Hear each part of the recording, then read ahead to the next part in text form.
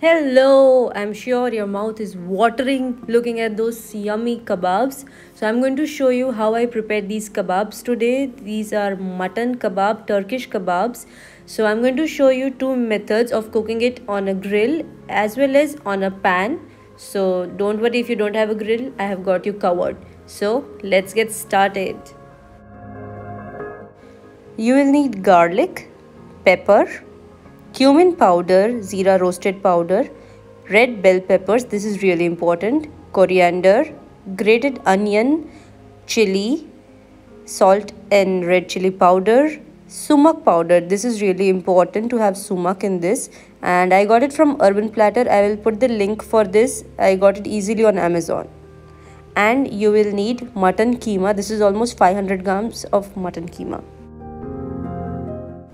So it is really important that the keema is at room temperature, it is soft, because you want all the ingredients to mix in it really easily. So you need to thaw it properly.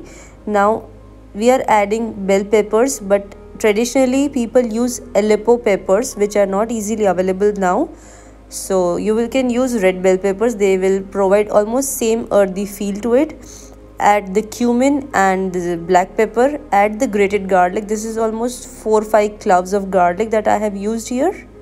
You will also add the onion paste. Make sure to remove the water from it, and you need to be sure that there is no water in your onion paste. Add the sumac powder.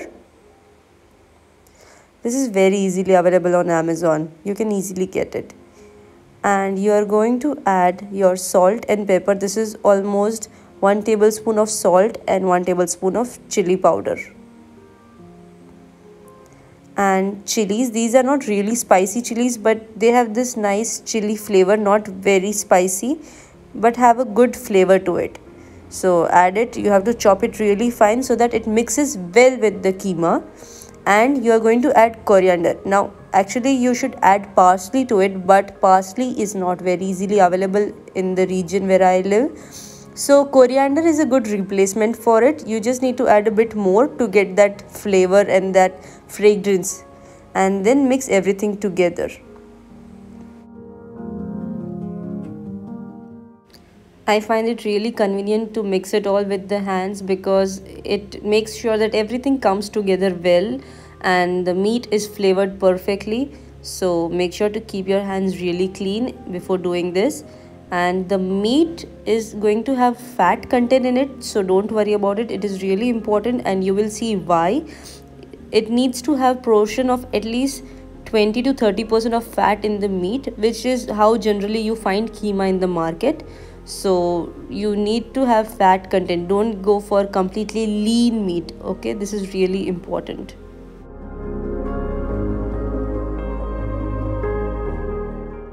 So everything is mixed really well, as you can see. So you have to freeze it for some time, at least 1 hour. So the meat is very well holding its shape. So we will freeze it for 1 hour in the refrigerator, and then we will start making the seekh kebabs.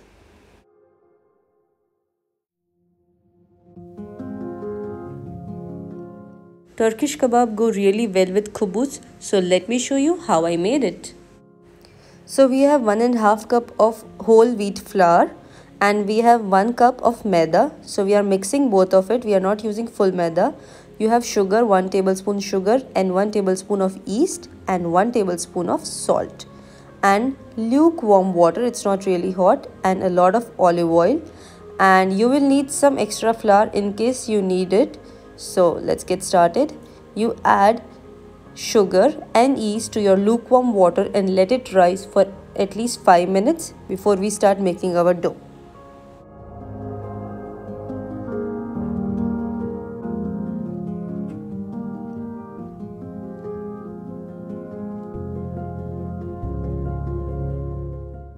So the process is almost like how we make the atta. You add the flour, both the flour. So this is going to help it keep a bit healthier. Add generous amount of salt, because this is the main flavoring in it. Mix the dry ingredients first so that the salt is mixed completely well with the flour, and then we will add the liquid ingredients. So we add the yeast mixture. It is completely risen now. So as you can see, it becomes milky white in color. So you add that and you add a lot of olive oil. Olive oil is really important in khubuz because it gives that beautiful aroma of olive oil in it. So you cannot use any normal oil. You need to use olive oil if you are making khubuz. And then you start mixing it. You add water little by little, and then you keep on mixing just like how you prepared the dough for chapatis.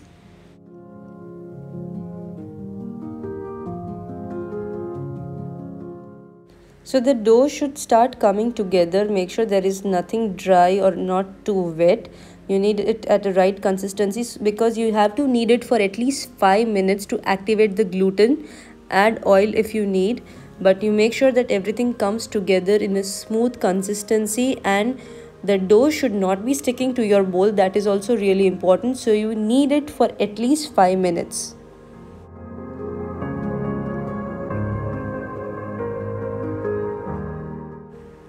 So as you can see, it is not sticking and the bowl is completely clean. So we leave it for at least 1 hour to 2 hours to rise. As the yeast will activate, it will double in size.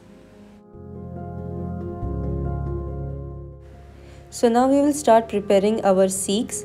So if you don't have the seek, you can also use these bamboo sticks, which are really easily available in any shop or easily available in the online Amazon market. So you press the meat like this towards it, and it will be a bit difficult, but it will start holding its shape.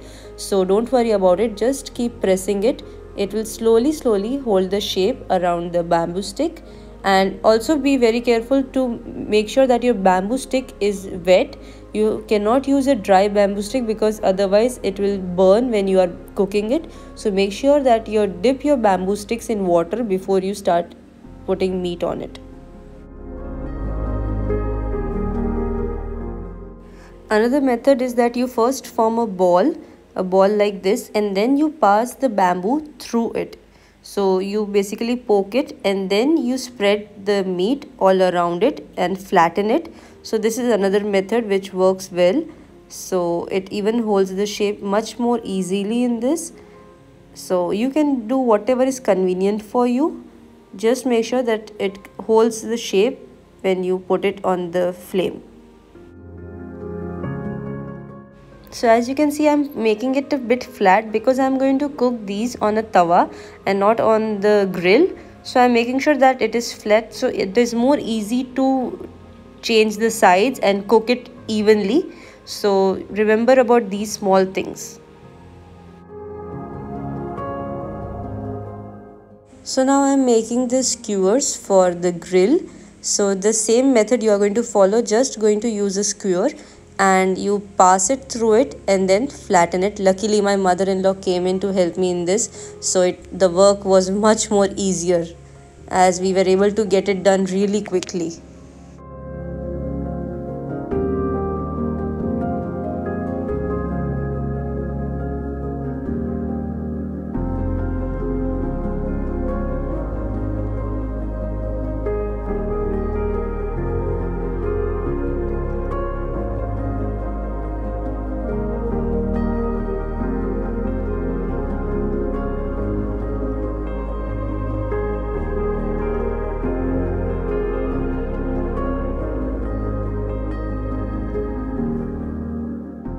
So the kebabs are done and my barbecue is already heating up. The coal is all hot and ready. So now I'm going to start cooking it and I'll show you how I do it.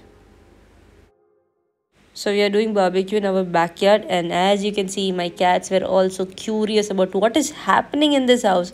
So that is Tiger and that is Cookie. Say hi to them. And so we are making this barbecue and you have to make sure that the coal is really hot, and I'm using a grill just to be on the safe side so that there is no accident about the meat falling down. So the trick here is to make sure that you do not turn it until unless it is cooked from one side. So it makes it really easy to turn it once the meat is cooked, and you can easily shift it, otherwise it will stick on the pan. So this is something that you really need to be careful about.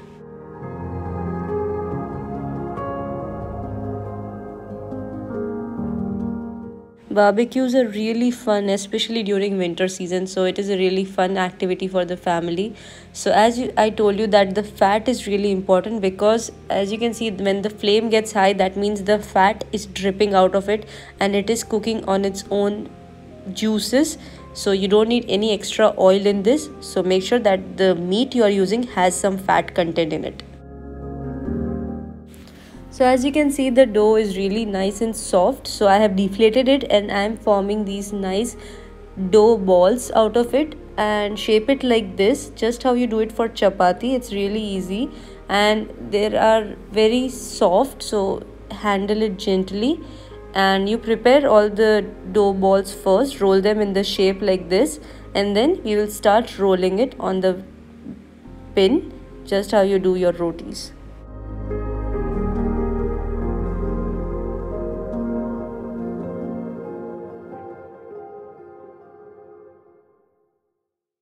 So dust it with some maida or atta, whatever you prefer, and then just roll it. This is how we do for our chapati. It's very easy. It will roll really easily.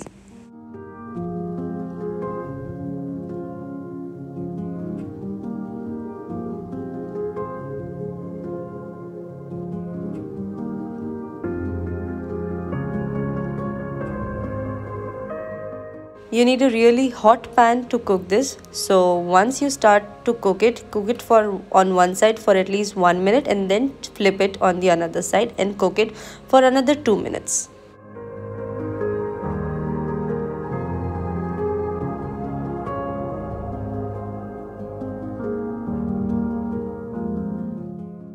Formation of these bubbles means your dough is really soft and yeast is activated perfectly. So once it is like this, and then you can flip it.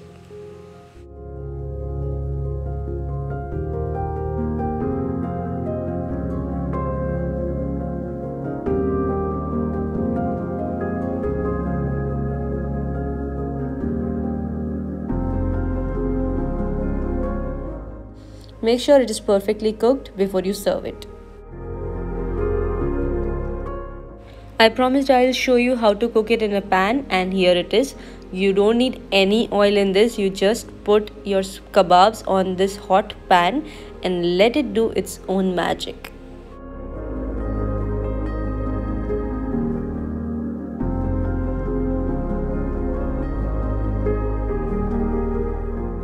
So can you see these tiny oil bubbles that are coming? That is coming from its own fat. So that's why you don't need any oil in this, as it will cook in its own juices.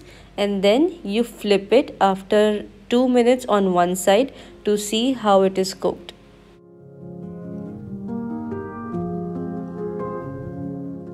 As you can see, the cook is really beautiful on it. It has this nice brown golden color. So you will cook it on the another side also for about 2 to 3 minutes, and then we will see if it needs some more time. Serve your kebabs with the khubuz that we prepared, some mayonnaise, some carrots, onions, olives, and whatever you like. It is a complete wholesome meal, and it is also really healthy, so you can enjoy it without feeling guilty about it.